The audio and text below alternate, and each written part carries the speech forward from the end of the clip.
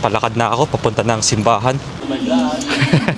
Ito nga po yung pasalubong ni Rika Chang kanina at bumili nga po siya ng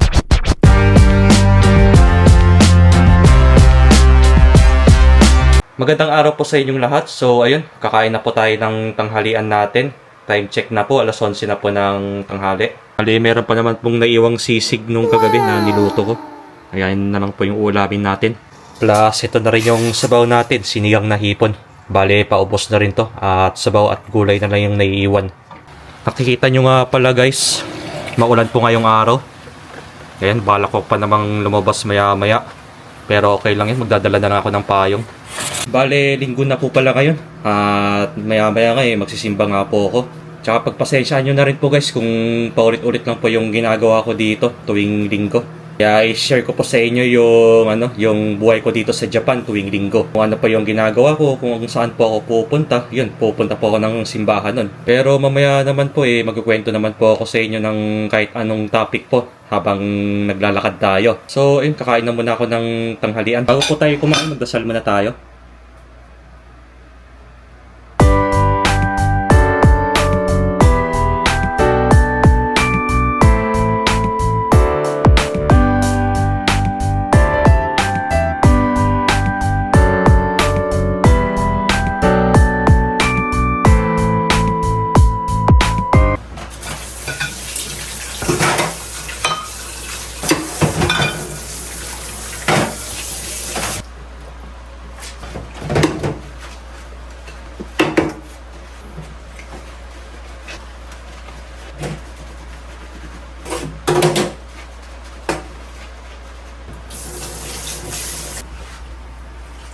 Okay po, so bago pa tayo umalis, maglilinis muna po ako ng bahay para po malinisan naman po. Kasi every week po talaga naglilinis ako ng bahay. Bali last week nga po pala binacuum ko muna, saka ko na lang siya imamap ngayon.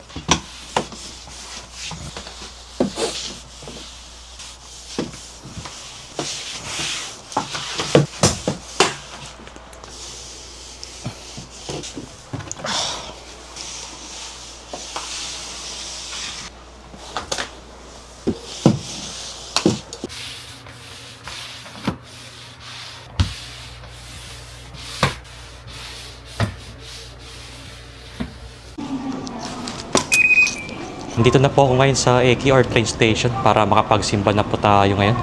Time check, 11:40 na ng tanghali. Talagang lakas pa rin ng ulan. Buti na lang po nagdala ako ng payong. At syempre habang nagbibisikleta po ako kanina, nagsuot na rin po ako ng kapote. Kasi bawal naman pong buksan itong payong habang nagbibisikleta. Talagang mauhuli na po tayo nun. Grabe yung ulan dito ngayon. Ayun hindi pa rin po tumitigil. Simula kaninang umaga po talaga umulan na. Maghihintay lang muna tayo ng train dito. Weather check, 21 degrees Celsius po. Uulan po dito hanggang 8 ng gabi. Ayan, 20. Meron tayong dito, 40% chance of raining hanggang alas 8 po. Kahit na nagsuot na po ako ng kapote kanina, medyo nabasa pa din po ako. Lalong-lalo na po sa pantalon ko.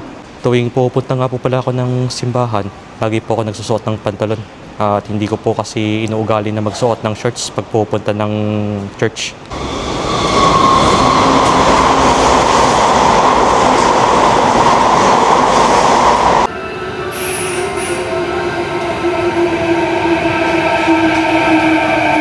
Okay, kakababa ko lang ng train at palakad na ako papunta ng simbahan. Time check muna po tayo. Ito, 12:25 na ng tanghali. Medyo maaga nga pala tayo nakarating para po sa ganun makaupo po tayo pagdating natin ng simbahan. Kasi pag mga ganitong oras po nakakaupo pa po ako. Pero pag may mga event po ganun talagang punuan po agad kahit na maaga po tayo pumunta dun. Buti na lang po at nakapagdala ko ng payong kasi hanggang ngayon umuulan pa din. Kaya tignan po natin habang naglalakad po tayo.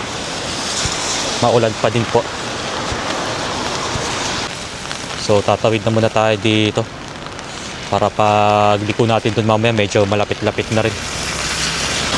Papansin nyo rin po na hindi gaano karami yung sasakyan dito. Kasi mas pipiliin na lang po nila na nasa bahay na lang po. Kasi nga maulan at medyo hassle din na lumabas kapag umuulan po talaga.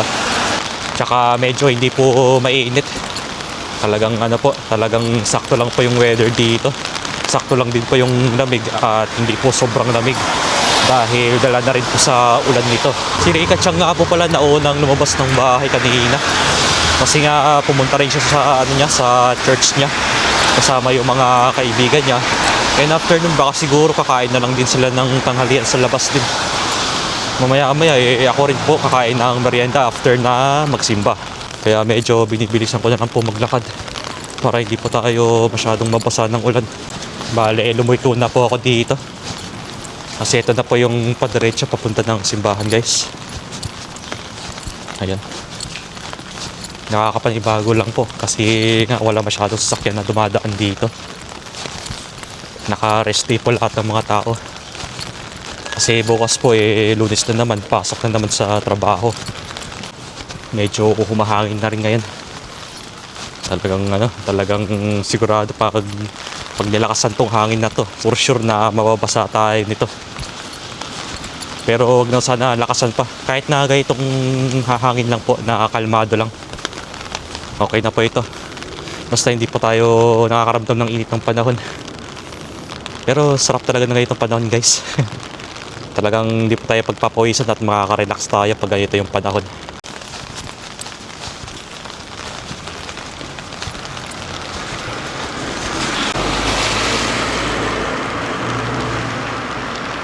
Okay po, malapit na tayo makarating at mamaya na lang po ulit.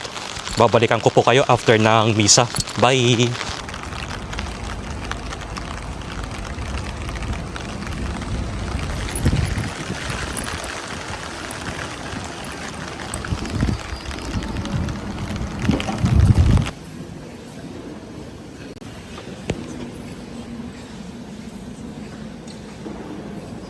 Ayun, mga kasama ko nga po pala. Lahat kami may payong, oh. Ay. Yun. Ayan si Kuya. Kaway ka ng Kuya. Malakas ang ulan, no? Ayan, mga kasama ko nga rin. Sa yung payong mo. Yung isa nun po, bibili pa ng ticket. Si paring Marlon. Bili ng ticket. Lamig, no?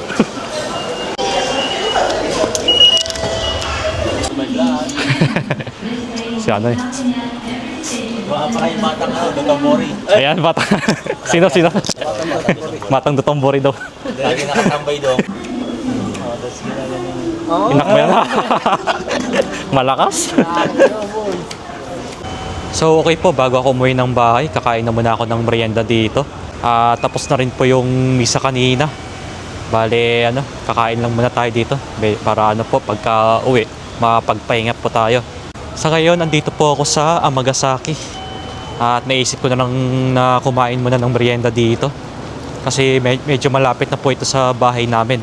Bale, pag uwi ko po sasakay na lang ulit ako ng train. At ito, umuulan pa po dyan sa may bandang labas. Kaya buksan ko lang itong payong. Petsoy lang natin. So dito na lang tayo kakain, guys. Dito na lang tayo sa McDo. Order na lang tayo siguro ng fries dyan.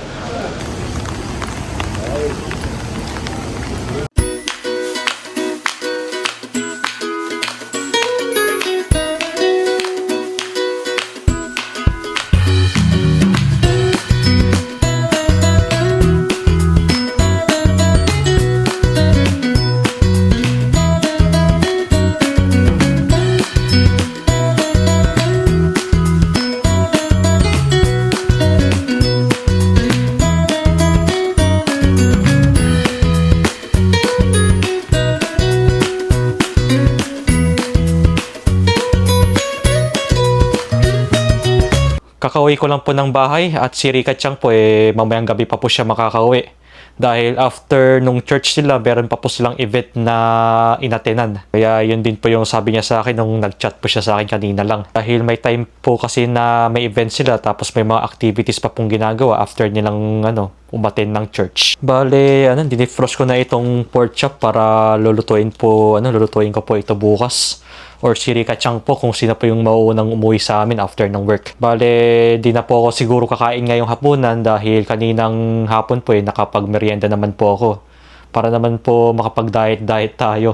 Depende po yan kung may iuwi si Rika Chang na pagkain. Kasi ang alam ko po nakakain na rin siya sa labas kanina kasama yung mga kaibigan niya. But anyways, maglalaban na po ako ng mga ibang damit dito. Itong uniform ko na pang trabaho, labang ko na rin. At okay lang po ito na maglaba tayo ngayon. Kasi may extra pa naman po akong andon na uniform.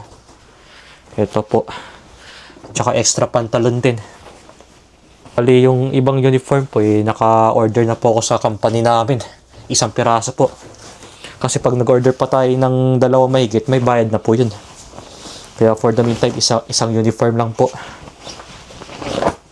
Then, laban lang po na po natin. So ito po yung sombrero ko na pang trabaho din.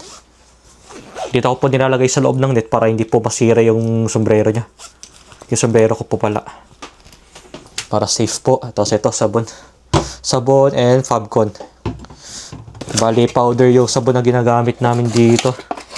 Dati po kasi yung sabon na ginagamit ko is yung yung liquid. Yung detergent po talaga. Kaso ang madali pong maubos. Kaya napagdesisyonan na lang po namin na powder na lang gamitin. Kaya at least papaano po makakatipid po tayo. Tsaka mas mura po yung ganitong powder. Mas mura na po at tsaka marami pa pong mga ilang buwan pa po bago mauubos tong sabon. Ito rin Fabcon. Maganda kasi maglaban ng damit pag meron tayong Fabcon. Pampabango ng damit natin. So ilalagay lang natin siya dito.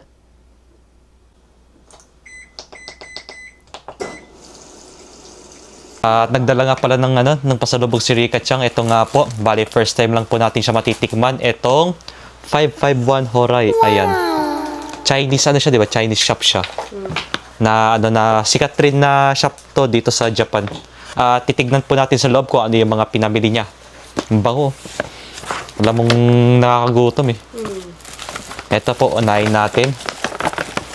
Bumili siya ng ebi chili. Ayan. Or sa English is spicy shrimp, no? Ayan, ebi shrimp po. Mamaya buksan natin yan. Pang baon din bukas namin. At ito po, bumili rin siya ng...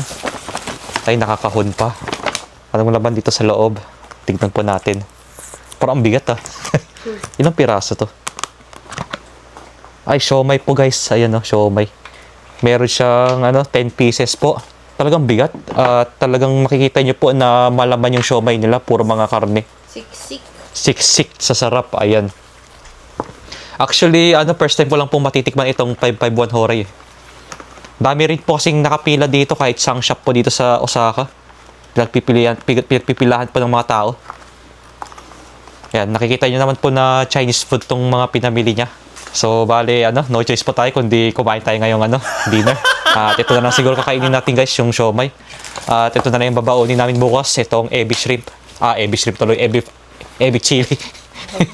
Or spicy shrimp na na gawa ng Horay, 551 Horay. Ayan. Tatago lang natin to sa ref. Sakto po mainit-init pa po. Ito po, titikman natin yung siomai. Tikman natin siya ng walang sauce muna.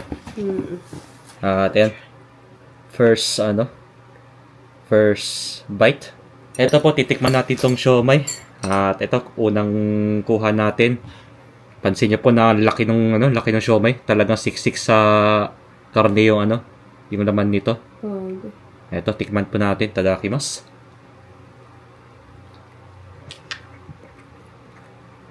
Oh. Masarap. Masarap. Ayun po, unang kagat. Masarap po talaga. Tsaka yung hindi lang po lasang ginili, kundi may lasa siyang garlic. Talagang nagustuhan ko po yung lasa dito. Halo-halo yung lasa niya. Tapos ang lambot pa. Hindi na kailangan ng sauce. Hindi na. Sarap. Malasa talaga. Lasa may garlic pa lang siya. Garlic, onion, tapos ano pa yan? Ayun, giniring na baboy sa loob. Sarap guys. First time ko lang to sa totoo lang po. Mabango. Namamoy ko sa bibig mo. Yung, grabe amoy. Kaya pala kapag yung mga Hapon, may dala nito sa train. Amoy na amoy. Hindi naman ako bad breath, no? Hindi ako bad breath. Hindi pa natututbrush eh. Ano lasa? Sarap na. Sarap, no? Ang lasa, no? Ang lasa. lasa. Tapos ang soft niya talaga. Di ka hindi, kahit na kumakain ka yan, hindi ka may bad breath, no? Ganun. Ang sarap. Siksik talaga siya. Yung 66 sa laman. Yan. Ang lambot. Ang sarap. Lambot ng yung siomay nila. Hindi na kailangan ng sauce eh. Hindi na kailangan sauce. Ba't yan hindi ako kumuha? Kala ko nga kailangan pa sauce. Ganun. Kaya pala pinipilahan siya ng mga tao, no? Nga. Sarap. Pero next time yung gyoza tikman natin. Meron silang gyoza dun, no? Meron. More on Chinese food sila dun, di ba? Halos lahat. May siopaw, siomay. Try natin. First time ko lang ito eh. Pati, hindi ka kumakain ng liver, no? Yung ribanira. Yung nira. Ribanira.